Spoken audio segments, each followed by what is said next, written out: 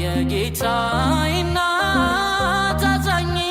ልበል አዛኝ ነሽ ድንግል እድሜና ጤና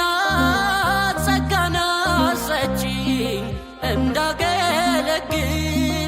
እጄን ዘርግቼ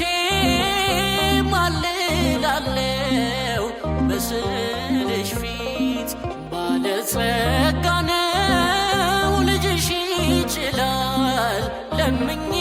ምሕረት ጸጋን የተመላሽ ሆይ ጌታዬን